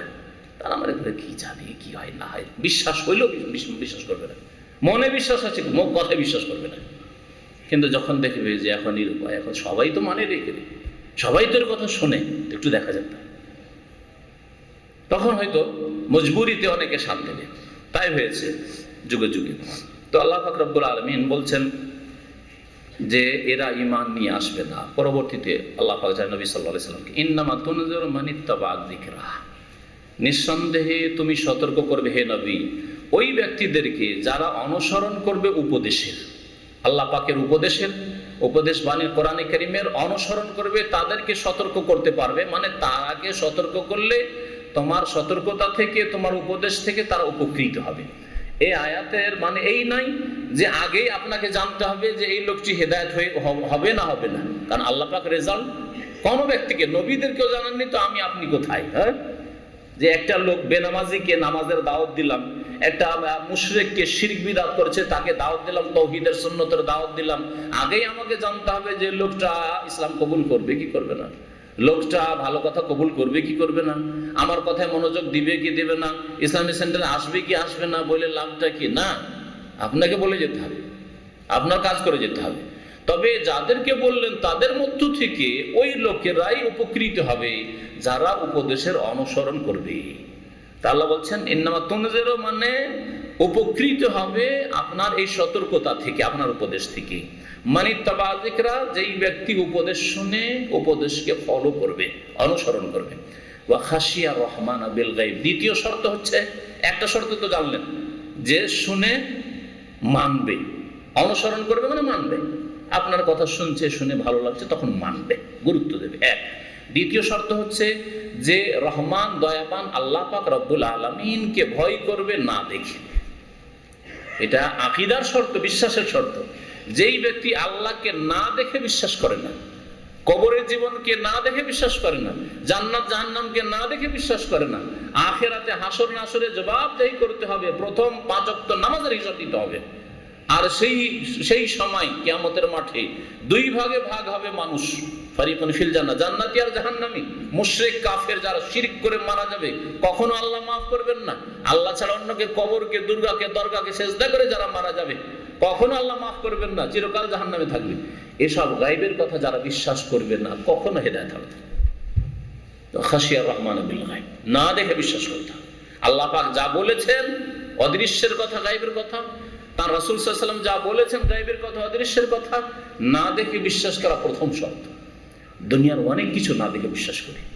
এখনই যদি আমাকে বলা হয়, আপনাকে বলা হয় যে আজকে বিশেষ করে কোনো ডাক্তার যদি বলে, ডাক্তার হাতখান ধরে মিছামিছি যদি বলে, অনেক হাকিম, অনেক ডাক্তার মিছামিছি বলে, হাতটা ধরার পরে যদি বলে যে আপনার কিন্তু স্পন্দন আজকে পালপিটেশন খুব বেশি, আর মনে হচ্ছে যে আপনার হার্টের যে শিরা উপশিরা বন্ধ হইতে যাচ্ছে, আল্লাহ না করে, হ্যাঁ, আর আপনার প্রেশার খুব হাই আজকে, তাহলে সাথে সাথে অর্ধেক রোগী, অর্ধেক মরা, ঠিক না? সাথে সাথে অর্ধেক রোগী সুস্থ, সবকিছুই ঠিক ছিল, কথা বলছিলাম, হ্যাঁ, দুনিয়ার সমস্ত কাজ করছিলাম, কিন্তু ডাক্তারের বলাতে অর্ধেক মরা, বিছানায় গিয়ে শুয়ে পড়বেন আপনি সাথে সাথে। আর যদি চেক করার ব্যবস্থা থাকে তাড়াতাড়ি চেক করবেন, না হলে হসপিটালে ভর্তি হবেন আপনি। তাড়াতাড়ি চেক করি, কি জানি বলছে 4টার মধ্যে 3টেই বন্ধ, একটা কোন রকম চলছে, যদি বলে দেয়। না দেখে দুনিয়ার সব বিশ্বাস করছেন, আর আল্লাহ পরকাল আখিরাতের ক্ষেত্রে বিশ্বাস করছেন না, কখনো হেদায়েত পাবে না, কখনো হেদায়েত পাবে না। খাশিয়া রহমান বিল গায়ব, পরম করুণাময় আল্লাহ পাককে ভয় করবে, বিল গায়বে, না দেখে। ফাবাশশিরহু বিমাগফিরাহ, এই লোকদেরকে, কোন লোকদেরকে? যেই ব্যক্তি উপদেশকে ফলো করে, মেনে চলে, আর আল্লাহকে না দেখে ভয় করে, সেই ব্যক্তিকে বা এই ধরনের ব্যক্তিকে ফাবাশশিরহু বিমাগফিরাহ, আল্লাহ পাকের মার্জনার সুসংবাদ দিয়ে দাও হে নবী মুহাম্মদ সাল্লাল্লাহু আলাইহি ওয়াসাল্লাম, ওয়া আজরিন কারীম, আর সম্মানজনক পুরস্কারের সুসংবাদ দিয়ে দাও, সম্মানজনক পুরস্কার। আরে আমরা 10, 20, 50 টাকার যদি একটা গিফট পেয়ে যাই, কেউ একটা গুত্রা দিয়ে দিল, অথবা কেউ একটা জুব্বার কাপড় দিয়ে দিল, অথবা আপনাদের এই যে প্রতিযোগিতায় অংশ নিয়েছেন, একটা মোবাইল পেয়েছেন 50 টাকা, খুশির শেষ নাই। কত মনে করছেন যে প্রাইজ পেয়েছি, তাতেই কত খুশি। আর আল্লাহ বলছেন ওয়াজরিন কারীম, তাও রাব্বুল আলামিনের পক্ষ থেকে সম্মানজনক পুরস্কার আল্লাহ পাকের রয়েছে। কার জন্য? যে ব্যক্তি আল্লাহ পাকের উপদেশ, কোরআন হাদিস ফলো করে, মেনে চলে, কোরআন হাদিস মোতাবেক জীবনযাপন করেন, আর না দেখে বিশ্বাস করে। না দেখে কি বিশ্বাস করে? মন গড়া কথা নয়, আল্লাহ পাকের কথা আর তার রাসূল সাল্লাল্লাহু আলাইহি ওয়াসাল্লাম কথা, কোরআন এবং হাদিসে যা বিশ্বাসের সম্পর্কে রয়েছে। ইন্না নাহনু নুহিল মাউতা, নিশ্চয়ই আমি মৃতদেরকে জীবিত করি বা করব, ওয়া নাকতুবু মা কাদ্দামু ওয়া আসারহুম, আর আমি আল্লাহ লিখে রাখি মা কাদ্দামু, ওই সব আমল কর্ম যা অগ্রিম পেশ করেছে, মা কাদ্দামু, যা পেশ করেছে দুনিয়া থেকে, ওয়া আসারহুম, এবং যা কিছু পরবর্তীতে করবে, ওয়া আসারহুম, এবং তাদের পিছনে যা ছেড়ে আস, বলতে পারেন ওয়া আসারহুম, যা কিছু অগ্রিম পেশ করেছে, ওয়া আসারহুম, আর যা পিছনে ছেড়ে এসেছে, এগুলিকে আমি লিখে রাখি। আল্লাহ বলছেন, কাকে দিয়ে লিখে রাখেন? ফেরেশতাদেরকে দিয়ে। হ্যাঁ, কারামান কাতিবিন, সম্মানিত ফেরেশতারা লিখতে থাকেন। ওয়া কুল্লা শাইইন আহসাইনাহু ফি ইমামিন মুবিন, আর প্রত্যেক বিষয়কে আমি রেকর্ড করে রেখেছি ফি ইমামিন মুবিন, সুরক্ষিত কিতাবে, অর্থাৎ লৌহে মাহফুজে। প্রত্যেক বিষয় মানে প্রত্যেক বিষয়ের তাকদীর, ভাগ্য, মানুষের ভাগ্য, রিজিক, হ্যাঁ, বয়স, আয়ু, রিজিকের মধ্যে সবকিছু, হ্যাঁ, আপনার অবস্থান কোথায়, সুস্থ অসুস্থ, মরবেন কোথায়, জন্ম কোথায়, কোন কালে জন্ম, হ্যাঁ, কতদিন আপনি থাকবেন, কতদিন সুখে, কতদিন দুঃখে, কখন সুখ কখন দুঃখ, এছাড়া সমস্ত সৃষ্টি, শুধু মানুষের নয়, সমস্ত মাখলুকাত, কুল্লা শাইইন, আল্লাহ বলেছেন ওয়া কুল্লা শাইইন আহসাইনাহু, এই নয় যে কুল্লা ইনসানিন, প্রত্যেক মানুষ শুধু, আল্লাহ প্রত্যেক সৃষ্টির তকদির, ভাগ্য আহসাইনাহু রেকর্ড করে রেখেছেন, লিপিবদ্ধ করে রেখেছেন। ফি ইমামিম মুবিন মানে ফিল লাউহিল মাহফুজ। হ্যাঁ, ইমাম মানে কিতাব, আর মুবিন মানে সুস্পষ্ট। সুস্পষ্ট কিতাবে মানে লাউহে মাহফুজে আল্লাহ পাক রব্বুল আলামিন তকদির, আসমান জমিন সৃষ্টির কত বছর আগে? 50,000 বছর পূর্বে লিখে রেখেছেন। এখানে যে আল্লাহ পাক বলে ওয়ানাক্তু মা কাদ্দামু, যা মানুষ আগে পাঠিয়ে দেয়, দুনিয়াতে আছেন আর পাঠাচ্ছেন। যে রমজান মাসের আমল পাঠালেন, রোজা রাখলেন ফুল, তারাবি ফুল পড়লেন, হ্যাঁ, কোরআন 2-4-5 খতম করলেন আলহামদুলিল্লাহ, হ্যাঁ, ইত্যাদি ইত্যাদি, দান খায়রাত করলেন, সাদকা করলেন, ফিতরা দিলেন, আরো বহু নেক আমল করলেন, আল্লাহর সামনে কাঁদলেন, তওবা করলেন, ইস্তিগফার করলেন, আরো বহু আমল হইতে পারে। মা কাদ্দামু, যা কিছু দুনিয়াতে আপনি পাঠালেন আল্লাহর কাছে, আপনার আমল নামায় গিয়েছে, আল্লাহ পাক তার ফেরেশতাদেরকে দিয়ে লিখিয়ে রাখেন। এক ও আসার আহমের তাফসীর কি, এবং তারা যা ছেড়ে আসে পৃথিবীতে তাও আমি লিখে রাখি। ছেড়ে আসা জিনিস কি? ছেড়ে আসা, মানুষ দুনিয়া থেকে চলে যায়, কিন্তু প্রত্যেক মানুষ হয় ভালো কাজের কিছু উপায় উপকরণ ছেড়ে আসে, ভালো কাজ হতে থাকে তার মাধ্যমে দুনিয়া থেকে বিদায়ের পরে, মওতের পরে, অথবা খারাপ কাজের কিছু উপায় উপকরণ রিসোর্স ছেড়ে চলে এসছে, যে খারাপ কাজ হইতে, তার কারণে খারাপ কাজগুলি হইতে আছে। এই সবগুলি লিখা হয়, শুধু নেকির ক্ষেত্রে নয়, এটা নেকির ক্ষেত্রে যেমন তেমনই গুনার ক্ষেত্রে। এই জন্য নবী করিম সাল্লাল্লাহু আলাইহি ওয়াসাল্লাম সহিহ মুসলিম একটি হাদিস রয়েছে, মান সান্না ফিল ইসলামে সুন্নাতান হাসানা, যে ব্যক্তি ইসলামে ভালো কাজ চালু করবে, ভালো বিদাত নাই, এই জন্য বিদাতে হাসানার ভাগ নাই, সুন্নাতান হাসানা বলেছেন নবী সাল্লাল্লাহু আলাইহি ওয়াসাল্লাম। যে বিদাতীরা বলবে বিদাত দুই ভাগে বিভক্ত, বিদাতে হাসানা, বিদাতে সাইয়্যা, তাদেরকে বলে যে নবী সাল্লাল্লাহু আলাইহি ওয়াসাল্লাম বিদাতে হাসানা বলেননি, বলেছে মান সান্না ফিল ইসলামে সুন্নাতান হাসানাতান। হ্যাঁ, যেই ব্যক্তি ইসলামে ভালো সুন্নত, ভালো আদর্শ কিছু ছেড়ে আসবে, ভালো আদর্শ ছেড়ে যান। আপনি আদর্শবান মানুষ, নামাজি মানুষ, পরেজগার মানুষ, আপনার স্ত্রী পর্দানাসীন, বোরখা পরতো সারা জীবন ধরে, আপনার ছেলে মেয়েকে ওই রকম করে ছেড়ে আসে। আপনার ছেলেরা নামাজি, মেয়েরাও নামাজি, আপনার স্ত্রী যেমন পর্দানাসীন, আপনার মেয়েকেও পর্দানাসীন করলেন, এমনটা নয় যে আমার স্ত্রীর যুগটা অন্যরকম ছিল সেই জন্য ঠিক আছে বোরখা, কিন্তু আজকাল যুগের সাথে তাল মিলিয়ে চলতে হবে। আমার মেয়েকেও যদি আমার স্ত্রীর মতো অশিক্ষিতা, ওই মাধ্যমিক বা তার নিচে পড়িয়ে রেখে দিই, কলেজ ইউনিভার্সিটি না পড়াই, তো এই মেডিকেলের ডাক্তার কি করে হবে? না, আমার মেয়েকে ডাক্তার করতে হবে। হ্যাঁ, যদি আমার মেয়েকেও যদি রাজনীতিতে না নামাই, আর মিছিলে না নামাই, আর তাহলে আজকে যে নেতৃত্ব দিচ্ছে, আমার মেয়ে কোনোদিন নেত্রী হইতে পারে, হ্যাঁ, আমার স্ত্রী না হইতে পারে, মূর্খ থেকে গেছে, তাই বলে আমার মেয়েকে মূর্খ রাখবো, তাকে নেতৃত্বে এমপি করবো? তাহলে আপনি সুন্নাতে হাসানা ছেড়ে আসলে সুন্নাতে সাইয়্যা ছাড়লেন, সুন্নাতে সাইয়্যা ছাড়লেন, আপনি খারাপ আদর্শ ছেড়ে গেলেন, এর বোঝা টানতে হবে। আপনার মেয়ে বেহায়া বেপরদা মরে গেছেন, আপনি কি এই বোঝা কিন্তু টানতে হবে এক বাক্যে। আপনার মেয়েরও বোঝা বাড়ছে গুনাহ, আপনারও বোঝা বাড়ছে। হ্যাঁ, আপনার ছেলেরা, আপনি নামাজি ছিলেন, পরেজগার, দাড়িওয়ালা, আর আপনার ছেলেরা সব ডাক্তার, ইঞ্জিনিয়ার হওয়া মানে আর মুসলমান থাকতে হবে না। হ্যাঁ, বড় বড় অফিসার হওয়া মানে আর নামাজি হইতে হবে না। এই যদি হয়ে থাকে তাহলে আপনাকে তাদের বোঝা টানতে হবে, যদি আপনি তাদের ইসলামী তরবিয়তে গাফিলতি করে থাকেন। শর্ত হচ্ছে গাফিলতি করিয়েন না। আপনি আপনার দায়িত্ব ফুল পালন করেছেন, ইসলামী শিক্ষা দিয়েছেন, তারপরে আল্লাহ না করে নূহ আলাইহিস সালামের ওই কেনান ছেলের মতো বিধর্মী আপনার ছেলে হয়ে গেল, তাহলে আপনার দায়িত্ব আপনি পালন করেছেন, সেই জন্য আপনি আল্লাহর কাছে আপনার পাকড়াও হবে না, আর আপনার গুনাহের বোঝা বাড়বে না। কিন্তু যদি দায়িত্বে গাফিলতি করে থাকেন, আপনি ইসলাম জানলেন অনেক, কিন্তু আপনার ছেলে মেয়েকে ইসলাম জানালেন না, আকীদাও জানালেন না, আপনি তৌহিদে বিশ্বাসী, সুন্নতে বিশ্বাসী হয়েছেন, আপনার ছেলেমেয়েরা আবার শিরক বিদআত, কীর্তন্ত, কবর, মাজার পূজায় লেগে গেল, আর এই ক্ষেত্রে আপনার দায়িত্ব ছিল, সেই দায়িত্ব পালন করেননি, আপনি আপনার পর্যন্ত আপনার ইলমকে, জ্ঞানকে সীমিত রেখেছেন, ইসলামী জ্ঞানকে, তাহলে ওয়াসারাহুম রেকর্ড হচ্ছে, আপনার মওতের পরে ওগুলো রেকর্ড হইতে আছে, গুনার বোঝা বাড়তে আছে। যত গুনাহ করছে আপনার ছেলেমেয়েরা, সেই গুনাহ ভাগ আপনাকে নিতে হবে। ছেলে মেয়ে ওইরকম যদি নাস্তিক হয়, তাহলে যতই বড় আলেম, আমাদের এলাকায় আলেম ছিল, যে আলেমের ছেলে নাস্তিক, সুবহানাল্লাহ, আলেমের ছেলে স্কুলে হেডমাস্টার, আর নেতা হওয়ার পর, রাজনীতিতে নামার পরে সে নাস্তিক। এই বোঝা টানতে হবে। যদি তরবিয়তে, ইসলামিক লালন পালনে গাফিলতি হয়ে থাকে, না আলেম কিন্তু মাদ্রাসায় পড়াবো না, মাদ্রাসা পড়ে ফকির তৈরি করবো না, এরকম কিছু মৌলভী সাহেবদের ধ্যান ধারণা আছে। আল্লাহ পাক ওই সব মৌলভী সাহেবদেরকে হিদায়াত করে। নিজে যেখান থেকে রুজি, মাদ্রাসা না পড়লে নিজে খেতে পেত না, মাদ্রাসা পড়ে মাদ্রাসায় চাকরি করে, আলিয়া মাদ্রাসায় অথবা কওমি মাদ্রাসায় চাকরি করে, আর ছেলেকে দুটো পয়সা হয়েছে সেজন্য না না আমি নয় ফকিরি বিদ্যা পড়েছি, তাই বলে আমার ছেলেকেও ফকির বানাবো নাকি, না করবো না। ও আসার আহম রেকর্ড হচ্ছে তোমার মতের পরেও, তোমার মতের পরে তোমার গুনার বোঝা বাড়তি আছে। তো এই আয়াত সম্পর্কে যত বলবেন অনেক কিছু বলার রয়েছে।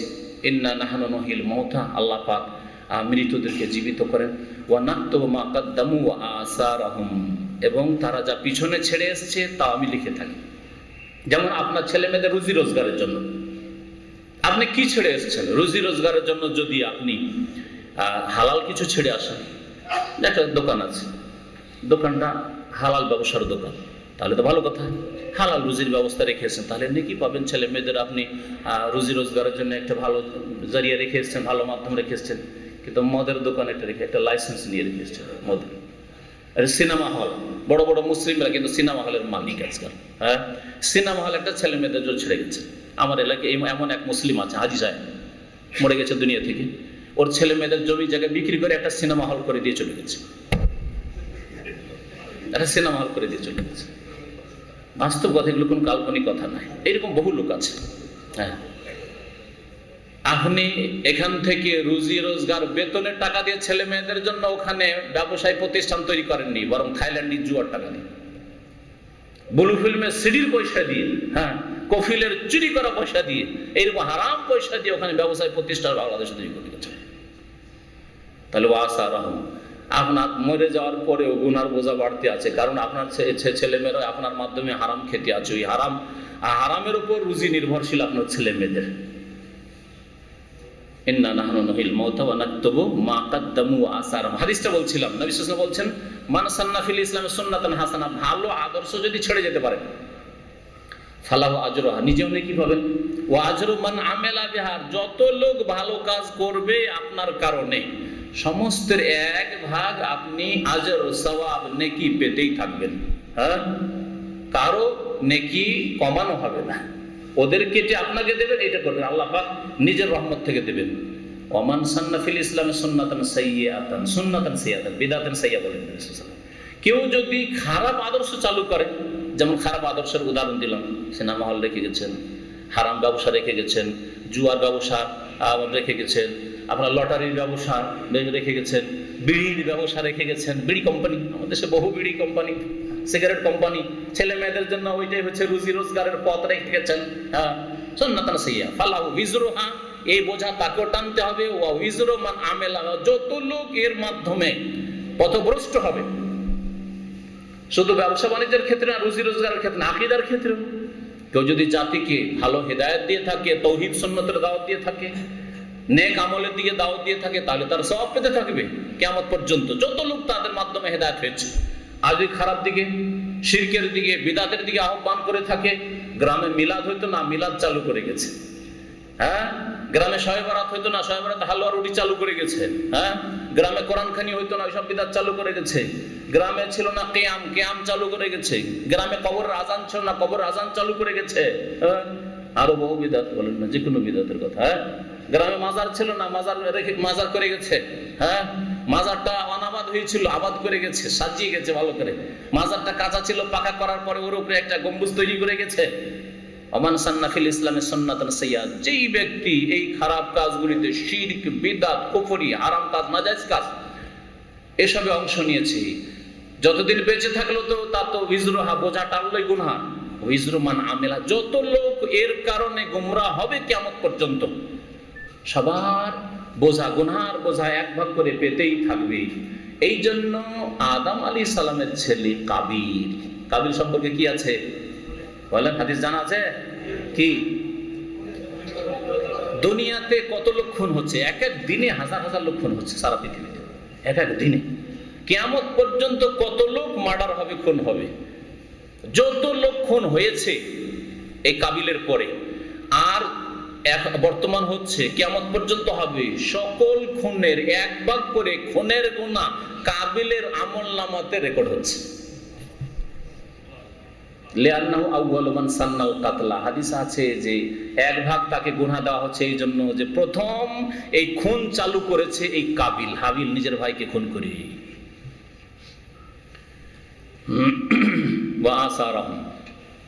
নবী সাল্লাল্লাহু আলাইহি ওয়াসাল্লামের আরেকটি হাদিস এই মর্মে উল্লেখ করা জরুরি, সেটা হচ্ছে সহিহ মুসলিমের হাদিস। ওটাও এজা মাতা ইবনু আদম, আদম সন্তান যখন মারা যায়, ইনকাতা আমালুহু, তখন তার কাজকর্ম আমল বন্ধ হয়ে যায়। ইল্লা মিন সালাসা, তবে 3 রকম নেকি, 3 রকম জারিয়া। সেটা কি? সাদাকাতুন জারিয়া, সাদকা। মরে গেছেন কিন্তু সাদকা জারিয়া, নিজেই সাদকা হয়তো করেছেন কিন্তু সাদকার নেকি চলতি আছে। সাদকা করেছেন, একটা নলকূপ দিয়েছেন মাদ্রাসায়, মসজিদে, গরিবের বাড়িতে, গরিবের একটা বাথরুম তৈরি করে বেইজ্জতি হয়ে মাস্তালাতে, পাটের জমিতে, মাঠে ঘাটে তাদের মহিলাদের পায়খানা করতে হচ্ছিল, পেশাব করতে হচ্ছিল, আপনি বাথরুম তৈরি করে দিয়ে গেছেন। বোরখা দিয়ে গেছেন, মরে গেলেন, তারপরে আপনারও বোরখা না হলে গরিব, ওই বোরখা পড়তে পারতো না গরিব মহিলা। এইভাবে যে কোনো দাম ধরেন, যেটা আপনার পরে পিছনে ছেড়ে এসছেন আপনি, সাদাকাতুন জারি, এমন সাদকা যেটা কন্টিনিউ থাকে, কিছুদিন ধরে চলতে পারে। মসজিদ, মাদ্রাসা, ইসলামের দাওয়াতের কাজে খরচ করে গেছেন, দাওয়াতের কাজ চলতে আছে, ইসলামিক লাইব্রেরি তৈরি করেছেন, সাদাকাতুন জারি। আও ইলমিন ইউনতাফাউ বিহি, অথবা এমন কোন বিদ্যা ছেড়েছেন যা দিয়ে মানুষরা লাভবান হচ্ছে। আপনি আপনার গ্রামে এই তৌহিদের এলেম না নিয়ে গেলে কবর মাজার পূজা লোকেরা ছাড়তো না। সহি নামাজ শিক্ষা না নিয়ে গেলে ওই বিদাতি নামাজ, 3 বিদাত দিয়ে নামাজ শুরু করা যা ছিল চালু, গ্রামে থাকতো। কিন্তু আপনি আলহামদুলিল্লাহ ওই বিদাতকে উৎখাত করে নামাজের শুরুতে যে ত্রিপুল বিদাত আর শেষে যে বিদাত, কয়েক বিদাত, এই সব বিদাত থেকে মুক্ত করেছেন লোককে। ইলমিন, এমন এক বিদ্যা ছেড়ে গেছেন যা দিয়ে বেশ কিছু লোকের, অল্পই হোক আর বেশি লোক, যত বেশি লোকের উপকার করতে পারবেন তত বেশি আপনি নেকি মওতের পরেও পেতে থাকবেন। আও ইলমিন ইউনতাফাউ বিহি, এরকমই লিখনি হতে পারে, এরকমই বক্তব্য হতে পারে, তা দিয়ে নেকি পৌঁছিতে থাকবে। মরে গেছে, নেকি পৌঁছিতে আছে। ইমাম বুখারী রাহমাতুল্লাহ আলাইহি, বুখারীদের নেকি পৌঁছিতে আছে। এই তাফসীর ইবনে কাসির দিয়ে ইমাম ইবনে কাসিরের কাছে নেকি পৌঁছিতেই আছে, ঠিক না? নেকি পৌঁছিতে আছে, অথচ 1200 বছর আগে মারা গেছে, নেকি পৌঁছিতে আছে। এইভাবে যে কোনো ব্যক্তি সম্পর্কে নিতে পারেন সেটা। রাসূলুল্লাহ সাল্লাল্লাহু আলাইহি ওয়াসাল্লামের মাধ্যমে আমরা সকলে হেদায়েত হয়েছি, সকলে হেদায়েত হয়েছে, আমাদের পূর্বপুরুষের সাথে আমরা হেদায়েত হয়েছি। সুতরাং আমাদের যতগুলি নেকির 1 ভাগ করে মুহাম্মদ রাসূলুল্লাহ সাল্লাল্লাহু আলাইহি ওয়াসাল্লাম এমনিতে পেতে আছেন, বকশিতে হবে না, বেদাতীদেরকে বকশাইতে যাবেন না।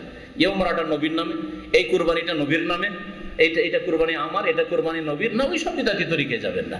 এমনিতে আপনি যখন কুরবানি করেছেন, কুরবানির শিক্ষা কোথায় পেলেন? মুহাম্মদ রাসূলুল্লাহ সাল্লাল্লাহু আলাইহি ওয়াসাল্লামের কাছে। সুতরাং আপনার 10টা কুরবানি, 10টা নেকি নবী সাল্লাল্লাহু আলাইহি ওয়াসাল্লাম পেলেন। বলতে হবে না যে আমি বকশাই না। আপনি যে কোরআন খতম করলেন, কোথায় শিখলেন? শুধু আপনার 10 খতম নবী সাল্লাল্লাহু আলাইহি ওয়াসাল্লাম এমনিতে পাচ্ছেন, আপনিও পাচ্ছেন, তিনিও পাচ্ছেন। জি, তার সুন্নাতে হাসানা তিনি ছেড়ে গেছেন সাল্লাল্লাহু আলাইহি ওয়াসাল্লাম। আর কি? আওয়ালাদিন সালিহিন, নেক সন্তান যদি ছেড়ে যান, তাহলে বোঝা গেল শুধু সন্তান জন্মে দিয়ে ডাক্তার ইঞ্জিনিয়ার করে দিলেন আর ইউরোপ আমেরিকা পাঠিয়ে দিয়ে অমুক ইউনিভার্সিটিতে আমার ছেলে পড়াশোনা করে, বৈজ্ঞানিক হতে যাচ্ছে, কোনো ফায়দা নেই, আখিরাতে কিছুই পাবেন না। কখন পাবেন? ওয়ালাদিন সালিহিন, নেক সন্তান যদি হয়, আর আপনার জন্য এই নেক সন্তানই দোয়া করবে। বেদিন সন্তান কখন আপনার জন্য দোয়া করবে না, আর দোয়া করলে তার দোয়া কবুল হবে না, তার দোয়া কবুল হবে না। সুতরাং নেক সন্তান তৈরি করে যেতে হবে। নেক সন্তানটা ওয়া আসারাহুম, নাক্তু মা কদ্দামু ওয়া আসারাহুম, পিছনে ছেড়ে গেছেন আপনার নেক সন্তান। এই নেক সন্তান যত দোয়া করেছে, দোয়াতে আপনার ফায়দা হচ্ছে, আল্লাহ পাক তা রেকর্ড করছেন। তাই আল্লাহ বলেন ওয়া নাক্তু মা কদ্দামু ওয়া আসারাহুম। ওয়া আসারাহুমের আরেকটা তাফসীর, সেটা হচ্ছে মানুষের পদাঙ্ক, পায়ের নিশানা, আল্লাহ এটাও লিখেন। নেকির কাজে আপনি যে হেঁটে আসবেন, যে কোনো নেকির কাজে, নেকির কাজে যদি হেঁটে আসেন, কদমে কদমে আল্লাহ পাক নেকি লিখছেন। নাক্তু মা কদ্দামু আসারাহুম মানে খোতাহুম, পায়ের দাগগুলি, পায়ের নিশানাগুলি, পদাঙ্কগুলিকে লেখা হয়। এর প্রমাণ সহিহ বুখারীতে একটি হাদিস রয়েছে, এই দ্বিতীয় তাফসীরের। আর দুটোই ঠিক আছে, প্রথম তাফসীর আপন জায়গায় ঠিক, আর এই তাফসীরও ঠিক। বানু সালমা গোত্র কিবলাতান মসজিদের আশপাশে ওইদিকে বসবাস করত। যখন তারা দেখলেন যে মসজিদ নবী রাসূলুল্লাহ সাল্লাল্লাহু আলাইহি ওয়াসাল্লাম তৈরি করলেন, আর মসজিদ নবীর আশেপাশে বেশ কিছু জায়গা ভিটে মাটি খালি আছে, তখন তাদের আন্তরিক ইচ্ছা হলো যে আমরা কিবলাতান মসজিদে এত দূরে কেন থাকি, আর ওখানে কেন নামাজ পড়ি, মাঝে মধ্যে নবীর পিছনে আসতে পারছি, আমরা বাড়ি ঘর নিয়ে এইদিকে চলে আসি, মসজিদের আশেপাশে বাড়ি বেঁধে নেবো, 5 ওয়াক্ত নামাজ মসজিদে নবীতে পড়বো। নবী সাল্লাল্লাহু আলাইহি ওয়াসাল্লাম জানতে পারলেন, তখন বলছেন না, এই কাজ তোমরা করিও না, ওখানে থাকো, আর ওখান থেকে তোমরা চেষ্টা করো যে হেঁটে এসে আমার পিছনে নামাজ পড়ে। আর যত বেশি কদম করে, মানে পায়ে হেঁটে এসে যত বেশি কদম বাড়বে, পদঙ্ক বাড়বে, তত বেশি তোমাদের নেকি বাড়বে। এই মর্মে নবী সাল্লাল্লাহু আলাইহি ওয়াসাল্লাম দুটো বাক্য বলেছিলেন, একটাই বাক্য দুবার রিপিট করেছিলেন, দেয়ারুকুম তুকতাবু আসারুকুম, দেয়ারুকুম তুকতাবু আসারুকুম। তোমাদের বাড়িঘরগুলি থেকে মসজিদে যে তোমরা হেঁটে আসবে, দূর থেকে মসজিদে নববীতে, তোমাদের আসার মানে পায়ের নিশানাগুলিকে আল্লাহর এই আমলনামায় লিখা হবে, আমলনামায় লিখা হবে। যে 500 কদম হেঁটে এসছে, 2000 কদম হেঁটে এসছে, আর যে মসজিদের বিল্ডিং এ থাকে, আর মসজিদ থেকে নেমে ধাই করে এসে মসজিদে হাজির হয়ে গেল আউয়াল কাতারে, আর একটা লোক 5 মিনিট 7 মিনিট হেঁটে আসে, অনেক নেকির তারতম্য হয়ে যাবে, অনেক নেকির পার্থক্য হয়ে যাবে। তো আসার আল্লাহ পাক বলছেন যে আমি লিখে রাখি যা তারা আগে পাঠিয়েছে, মানে জীবদ্দশায় নেক আমল পাঠিয়েছে, ও আসারহম, এবং তাদের পায়ের নিশানাগুলিও লিখে রাখি। শুধু নামাজের ক্ষেত্রে নয়, বরং দিনের ক্ষেত্রে। নামাজ হচ্ছে আমল, এলেম শিখা, ওর গুরুত্ব আরো বেশি। এই জন্য হাদিসে এই কথা নেই যে নামাজির পায়ের তলায় ফেরেশতা ডানা বিছায়, আছে কি? নামাজি নামাজ পড়তে যখন মসজিদে আসে তখন ফেরেশতা ডানা বিছায়, এরকম হাদিস আছে? কিন্তু হাদিস আছে যে এলেম শিখার জন্য, কোরআন এবং হাদিসের জ্ঞান হাসিল করার জন্য কেউ যদি হেঁটে আসে, তাহলে তালেবুল ইলমের পায়ের তলায় ফেরেশতা শ্রদ্ধার ডানা বিছিয়ে দেন। আছে না নেই? ওয়া ইন্নাল মালাইকাতা লাতাদাউ আজনিহাতাহা রিদাল লিতালিবিল ইলমি বিমা ইয়াসনাউ। ওয়া ইন্নাল মালাইকা, ফেরেশতাগণ, মালাইকা, লাতাদাউ আজনিহাতাহা, জানাহ মানে হচ্ছে ডানা, পাখা, পাখাগুলিকে, ডানাগুলিকে শ্রদ্ধার সাথে বিছিয়ে দেন ফেরেশতারা। রিদাল লিতালিবিল ইলমি, তালিবুল ইলম, যে ইলম তলব করার জন্য, কোরআনের তাফসীর শেখার জন্য, হাদিসের অর্থ বোঝার জন্য, সহিহ আকীদা শিখার জন্য, ইসলামিক সেন্টারে হোক অথবা সহিহ আকীদার মাদ্রাসায় হোক, যে কোনো জায়গায় হোক, কোনো ঘরে, কোনো বিল্ডিং এ হোক, কিন্তু সহিহ কথা শিখতে হবে। যদি হেঁটে যাই তাহলে পায়ের তলায় ফেরেশতারা পর ডানা বিছিয়ে দেন, রেজান বিমা ইয়াসনাউ, যা করছে তালেবে ইলম, ইলম সন্ধানকারী, তার উপর সন্তুষ্ট হয়ে। কত শ্রদ্ধা সম্মান! তাহলে কদমে কদমে নেকি লিখা হবে না? যাদের পায়ের তলে ফেরেশতা পর ডানা বিছিয়ে দেন, তাদের কদমগুলি লিখা হবে না? অবশ্যই লিখা হবে। সুতরাং আপনারা নেকি থেকে মাহরুম নন, বরং ইনশাআল্লাহ তাআলা আপনাদের সকলকে নেকি দিবেন।